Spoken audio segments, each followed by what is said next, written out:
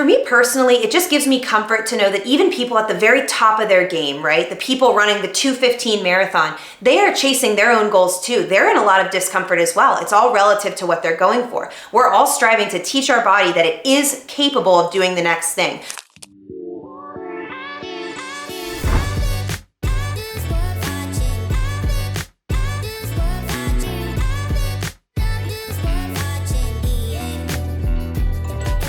Hey guys, welcome back to the channel. I'm Holly if you're new, and today we're talking about how to start running when you're overweight. This is a lot. I know the title alone is probably very overwhelming because we're trying to accomplish this difficult task of getting into running, which is a tough sport. It's a hard activity in the beginning, and we're trying to do it in a body that doesn't feel quite up to it. It feels like it is going to be harder for us than it is for people who are at a lower weight or just more in shape to begin with. But I want to be clear here. In this video, I'm giving you very tangible things to do. We're going to walk through it together, how to approach this first month so that at the end of it, you are already feeling like you're a runner, you're feeling more in shape, and you're feeling confident in yourself that you can continue with this. Let's jump right in. Guys, I want to start with something encouraging, which is that running is actually one of the most level playing fields for people in the beginning. Everybody you see on TV, breaking the records, winning the marathons, getting the gold at the Olympics, they're running on two legs just like you will be. Yes, there are plenty of other factors that go into making them the best, the top of their game, but I want to remind you that you are the same species as these people. We are going to use your two legs to get you comfortable running, get you strong at running, and really strong in the mind to believe that you can keep doing this forever and ever.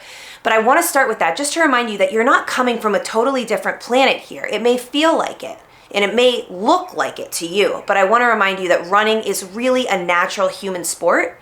You are meant to do this, and you just have to approach it from the right way so that we don't give up. So let's make this thing happen. First thing I need you guys to do is find 4 30-minute windows in your week. They don't need to be the same every single week, but they need to be there. It feels like a lot adding 2 hours into a schedule that may already feel packed, but what can you sub out to make time? Is it watching TV? Is it scrolling on your phone? Is it a little bit of sleep that you could take out to make room for this? There is going to be so much benefit by adding this in that I promise it's worth it to make the time. Every single week doesn't need to look the same, so these 4 windows don't have to be on the same days and times, but do what works. Pay attention to where you feel the best, etc.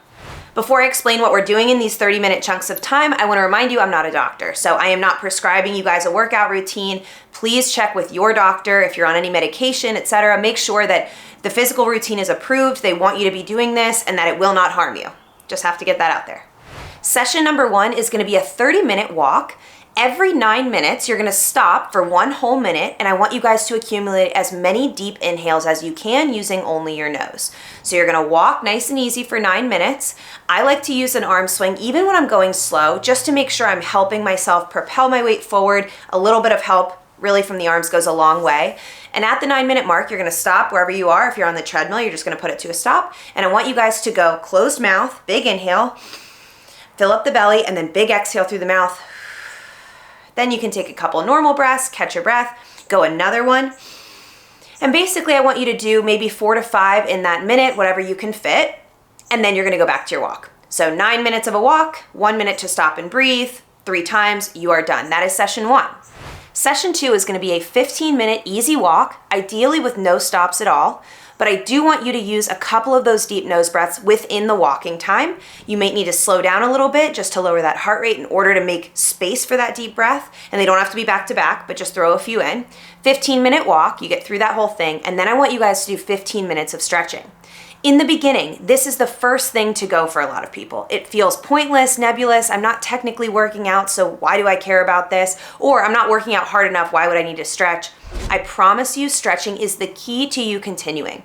Because when you add physical load to your body, now we're gonna start adding in workouts and we're gonna be consistent about it, stretching is gonna be what undoes what you've done to make your body feel prepared to go do it again.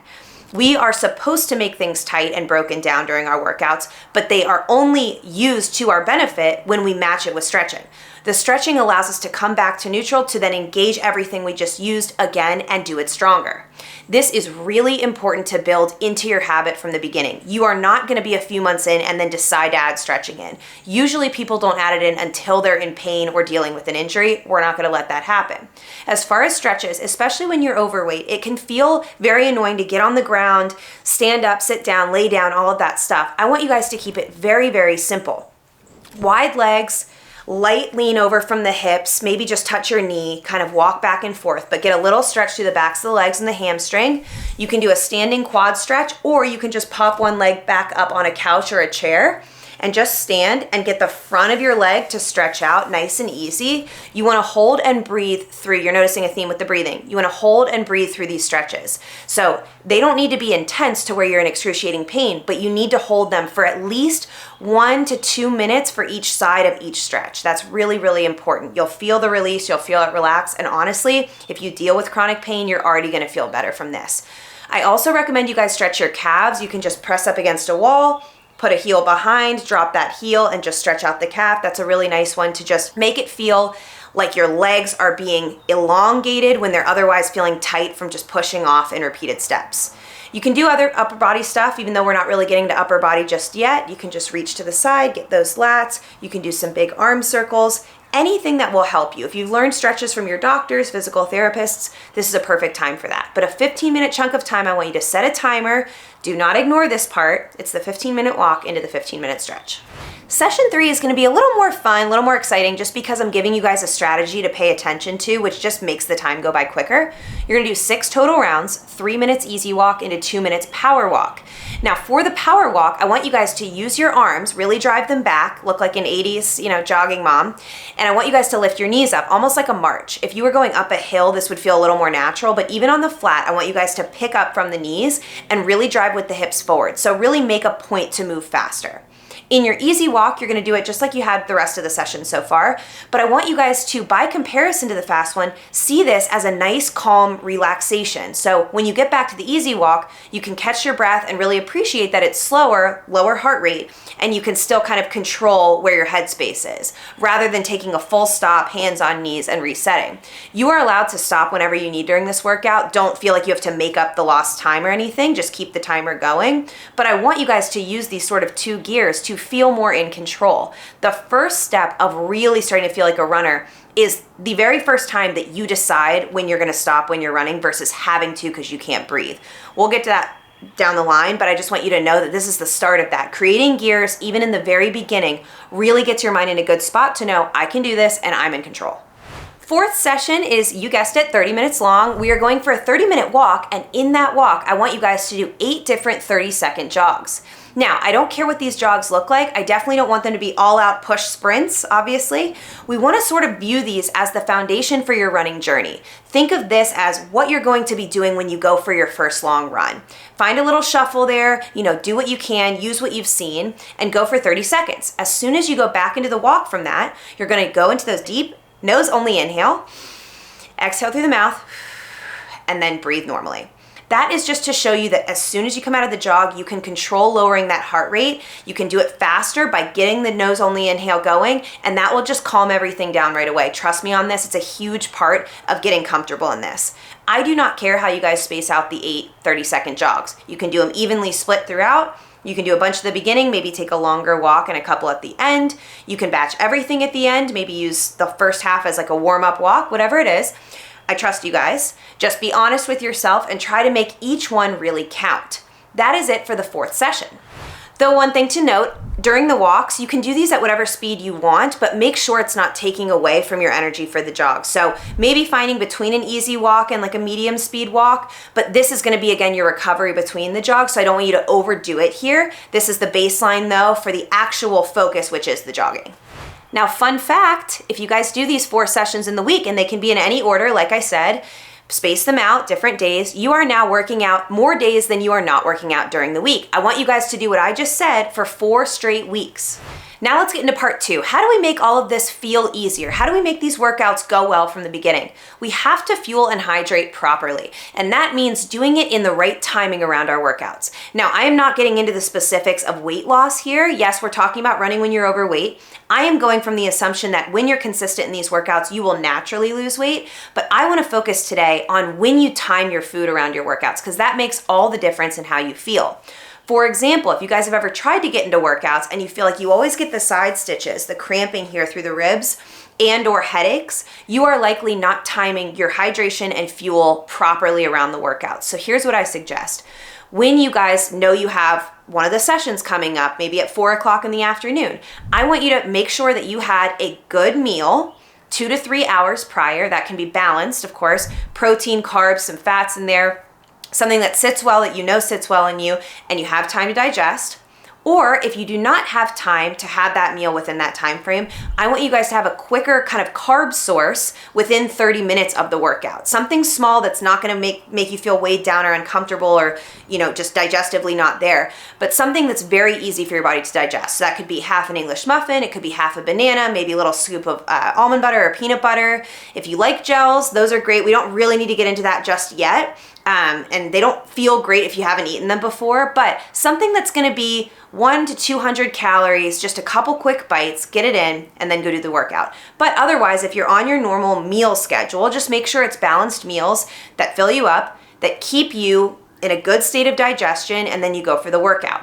If you don't eat anything, haven't eaten in 4 or 5 hours, maybe you had breakfast, then nothing, and then you go for that 4 o'clock workout, you are going to feel like shit. In addition to all of this, if you're not drinking water regularly or paying attention to it, you are gonna find yourself with a headache and cramping. That's that side stitch situation here. You just get that pain in the side. You don't really want to keep putting one foot in front of the other. You don't really want to get through the workout, no matter which of the 4 it is.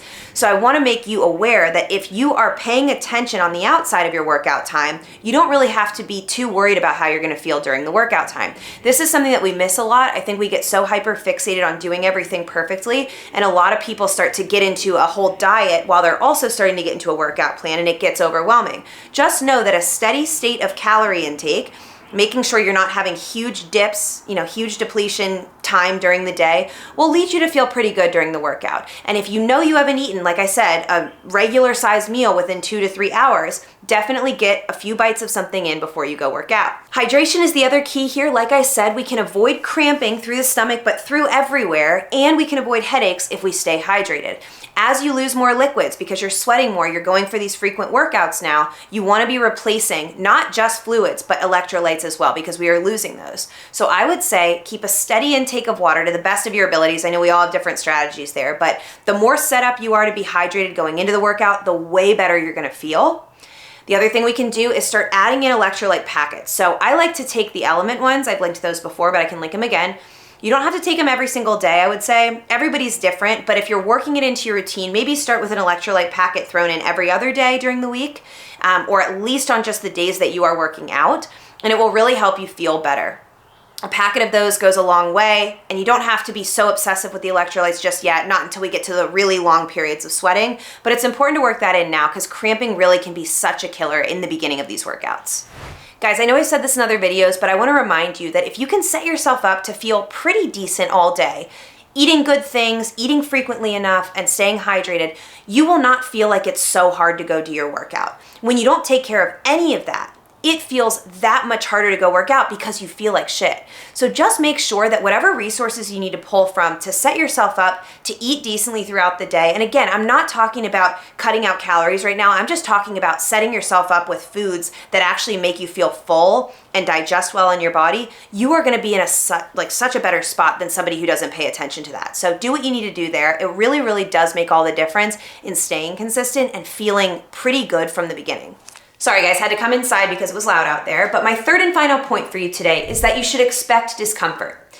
Anyone doing any physical activity is breaking their body down to build it back up stronger. That is how this works. Little micro tears in the muscle fibers. This is how we get strong. This is how we accomplish more, set bigger goals, get through that finish line we want to get through, right? So just know that even with the right hydration strategy, the right fueling, positive mindset going into the workout, you're still going to be in some pain, and you should be.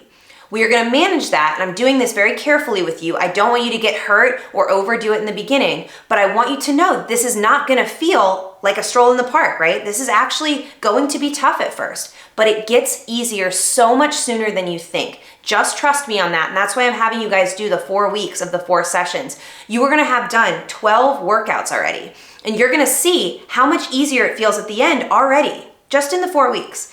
So just know that the pain is part of it. We're gonna manage it. We're gonna really work in new elements to all this in part 2. I'll get to that. But I want you guys to understand that the pain really means that you are building resilience. And the only way is through.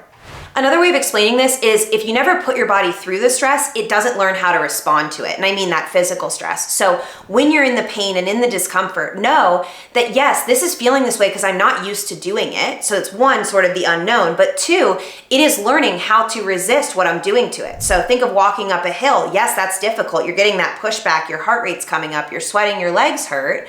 But you are only gonna get better at going up that hill by teaching the body what it needs to do to physically get up it. I know this sounds like a bunch of word salad, but it actually really makes sense and will start to make even more sense once you guys are a few weeks into this. Just trust me on that. Just know we all of us went through this. Every single level of runner you can look at and think of, they went through this exact stage as well. And for me personally, it just gives me comfort to know that even people at the very top of their game, right? The people running the 2:15 marathon, they are chasing their own goals too. They're in a lot of discomfort as well. It's all relative to what they're going for. We're all striving to teach our body that it is capable of doing the next thing. So we're not alone in this. It's not like we're suffering down here at the bottom and they're not. They definitely are as well. All right, I think that's plenty to get you guys started, but in part 2, I'm gonna be making some changes to your workouts, so making them a little bit more run focused. I'm gonna add in some strength, which will make breathing feel easier in your running, and honestly, it'll make your legs hurt less because you're gonna be stronger from it. We're gonna talk about negative thinking, negative thoughts when you're out there doing the workout and you're feeling inadequate. I'm gonna talk about how I talk to myself, how you should talk to yourself, and how to really get through those hard moments. And the final thing we'll do is I'm gonna give you guys some very tangible ways to minimize soreness between workouts. This is very important in keeping you going. Yes, discomfort's a good thing, we talked about that, but if you are miserable all the time, we know you're not gonna wanna do this for weeks and weeks in a row. And most importantly, I don't wanna minimize or ignore the fact that we're getting into this running journey with that extra weight. So we wanna be strategic, we wanna do everything correctly from the beginning, and I wanna make sure I give you guys those tools. Thank you guys so much for watching. I'm so excited for you to get into your running journey. I am here with you every step of the way. Let me know what else we wanna cover in the overweight running space. I am happy to make videos on it, and I will see you guys very soon. Bye.